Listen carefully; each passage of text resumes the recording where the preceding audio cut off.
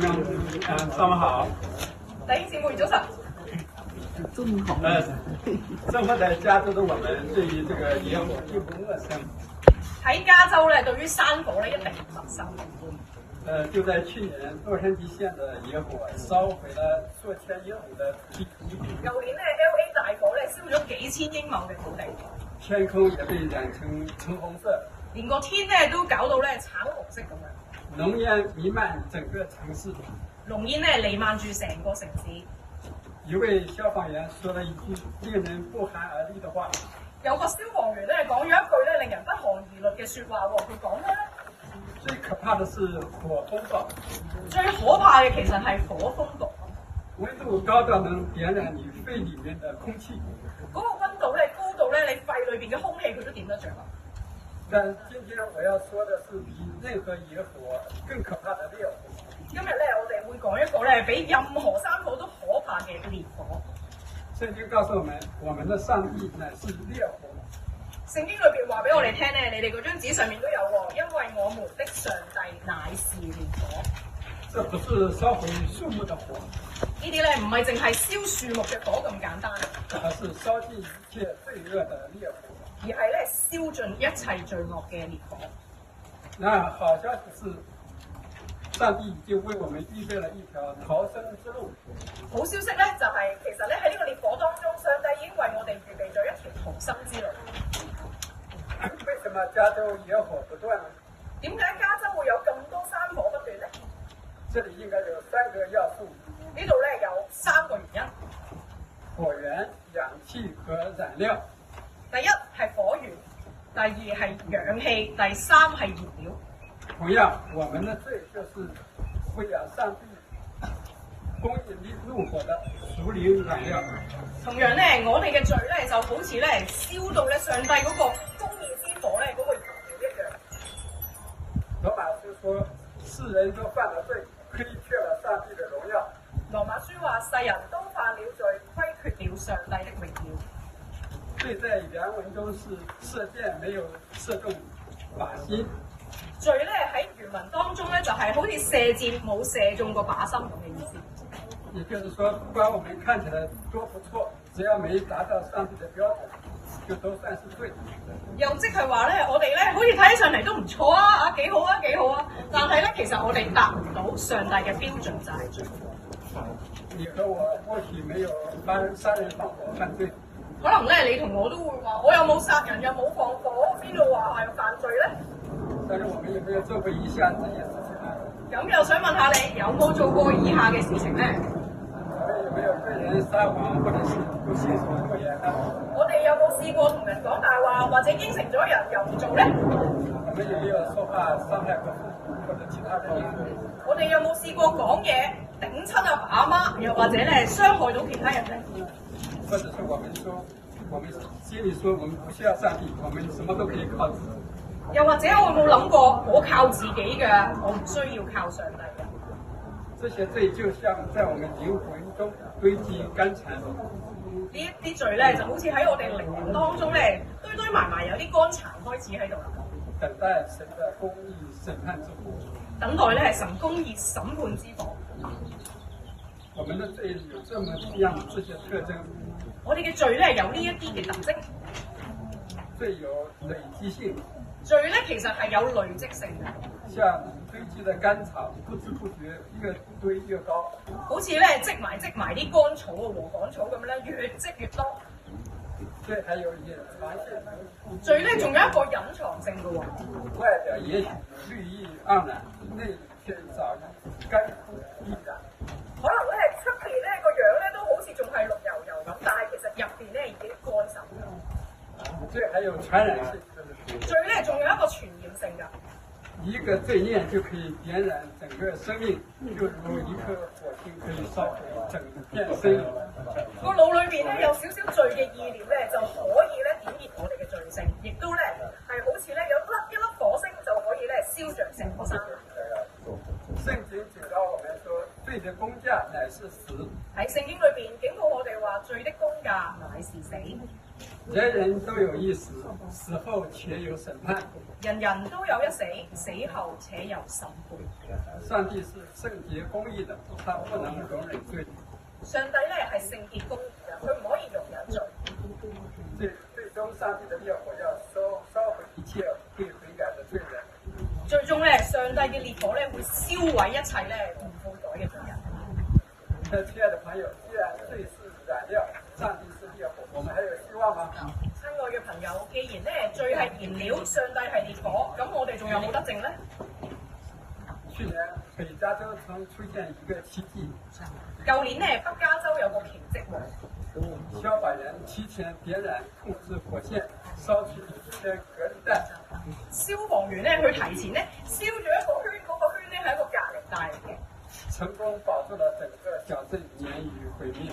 成功咧保住咗成個小鎮免於毀滅。這啟示我們唯有先被火燒過的地方，火才不會再燒。呢個咧就提醒我哋啦，先被火燒過嘅地方咧就唔會再有火嚟燒入邊。2000年前，上帝也為我們人類準備了一條屬靈的防火帶。喺2000年前咧，上帝都為我哋準備咗一條屬靈嘅防火帶，那就是耶穌基督和他的十字架。就係耶穌基督同佢嘅十字架。耶穌基督是上帝的兒子，卻為我們降生。耶穌基督係上帝嘅兒子，卻係為我哋降生。他在地上活出完全聖潔無瑕的一生。佢喺地上面咧活出咗完全聖潔無瑕嘅一生。他從不犯罪，卻願意為我們的罪成為贖價。耶穌基督咧從來都冇犯過罪嘅，但係佢願意為我哋嘅罪咧去成為咗呢個贖價。他甘願釘上十字架，擔當了我們應受的刑罰。佢咧甘願釘死喺十字架上去承擔我哋嘅刑罰。在十字架上，耶穌大聲喊道：喺十字架上，耶穌大聲咁話：我的上帝，我的上帝，為什麼離棄我？我的上帝，我的上帝，為什麼離棄我？他在那一刻承受了與父神隔絕的痛苦。佢喺嗰一刻承受咗同父神隔絕嘅嗰個痛苦。他還說成了。佢仲話成了。他完成救贖的大功，擋住了本該落在你和我身上的烈怒之火。佢咧完成咗救贖嘅大功，擋住咗本來應該落喺你同我身上嘅嗰個烈怒之火。耶穌就是那被火燒過的防火帶。耶穌咧就係嗰個被火燒過嘅嗰個防火帶。因為他已代替我們承受刑罰。因為佢已經代替咗我哋去到承受懲罰。凡信靠他的，就不再被審判的烈火燒毀。凡信靠佢嘅咧，就唔會再被烈火去到燒毀。如同我們不會用噴水壺撲滅山火。好似咧，我哋唔會攞嗰啲擠嗰啲噴水壺去到救山火噶嘛。我們也不能靠自己的努力熄滅罪的後果。我哋亦都唔可以靠自己嘅努力咧去到平息罪嘅後果。我們唯一的盼望就是投靠那早已承受烈火的防火帶，就是耶穌基督和十字架。我哋唯一嘅方法咧，就係投靠嗰個已經被烈火燒過嘅防火帶，就係耶穌基督嘅十字架。正如聖經上所記，耶穌被交給人是為我們的過犯，復活是為叫我們稱義。正如咧聖經上面所講，耶穌被交給人是為了我們的過犯，復活是為叫我們稱義。耶穌在第三天從死裏復活。耶穌咧第3日喺十字架死後第3日係從死裏復活咗，戰勝了罪惡與死亡的權勢，戰勝咗罪惡同埋死亡嘅權勢。如今升上高天，坐在上帝的右邊。佢而家咧已經升上咗高天，坐喺上帝嘅右邊。他的寶血就如屬天的防火劑，佢嘅寶血咧就好似咧屬天嘅防火帶咁樣，可以遮蓋我們的罪，使我們得以脫離審判。可以遮蓋我哋罪，使我哋咧可以脫離審判。當我們信靠耶穌時，聖靈就進入我們的生命。當我哋信靠耶穌嘅時候咧，聖靈就會進入我哋嘅心裏面，如同披上一件防火衣，好似咧披咗一件防火衣咁樣。審判的火無法再燒我們。審判嘅火咧唔會再燒我哋啦。因为耶稣已经为我们担当了一切。因為耶穌已經為我哋擔當咗一切。想象一下，如果你的手機突然響起緊急通知，想象一下喎，如果你嘅手機突然之間啲嗰啲緊急通知，野火逼近，立即疏散，野火逼近，立即疏散，你會怎麼做呢？你會點做呢？你會繼續吃飯刷手機嗎？你會繼續熄咗佢，然後繼續食飯喺度碌下手機嗎？還是立刻行動呢？定係即刻行動撤離呢？今天上帝正向你發出緊急警報。今日上帝正係向你發出呢一個緊急警報。審判罪的烈火正在逼近，審判罪嘅嗰個烈火而家逼緊埋嚟啦！立即逃入耶穌基督的十字架。即刻逃入耶穌基督嘅十字架。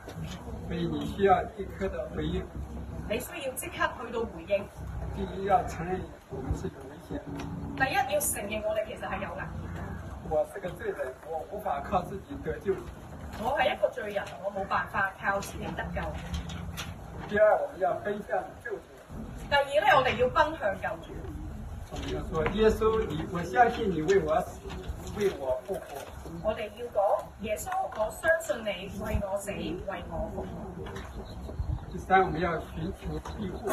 第三咧，我哋要尋求庇護。耶穌，求你用你的寶血遮蓋我。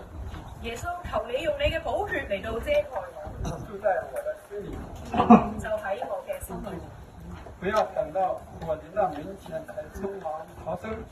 唔好咧，搞到咧啲火已經燒到屋企門口啦，先至臨急臨忙咧去到走路。親愛的朋友，現在就是你和我逃離烈火，親愛嘅朋友，而家咧就係你同我逃離烈火，進入救恩的機會，進入救恩嘅機會。不要再拖延，唔好拖啦！現在就回應這恩典的邀請。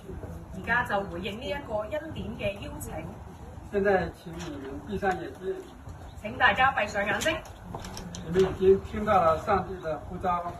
你哋已經聽到上帝嘅呼召。上帝在等着你回應他的愛。上帝正在等待你。如果你願意順從聖靈的感動，如果你願意順從聖靈嘅感動，願意回應上帝的愛，願意回應上帝嘅愛，在上帝的烈火審判之前，喺上帝審判嘅烈火嚟到之前，逃入他為你預備的救恩中，逃入佢為你預備好嘅救恩當中。就是請你舉下手，請你舉起你嘅手，如果你願意。談到我們同工會跟你聯繫。我哋嘅同工會為你禱告，同你聯繫。有沒有願意接受耶穌基督的？有冇願意接受耶穌基督嘅呢？如果你有這樣的感動，你心裡也可以跟我一起做這樣的禱告。如果你有呢個感動，請你喺心裏邊同我哋一齊做呢個祈禱。親愛的主耶穌，親愛嘅主耶親愛穌，的主耶穌，我承認我是個罪人，我承認我係一個罪人，無法靠自己逃脫上帝審判的烈火。冇辦法靠自己逃脫上帝審判嘅烈火。謝謝你為我在十字架上承受刑罰，多謝你為我哋喺十字架上承受刑罰，用寶血遮蓋我，赦免我。用寶血嚟到遮蓋我，赦免我。我願意相信你，跟隨你。我願意相信你，跟隨你。請你進入我的心，做我的救主。進入我的心，請你進入我嘅心，做我嘅救主同埋主宰。求你賜我聖靈，成為我生命的防火帶。求你賜我生命，生命嘅成為我生命嘅火帶，使我使我永遠奉耶穌基督的名禱告。奉耶穌基督嘅名禱告。阿門。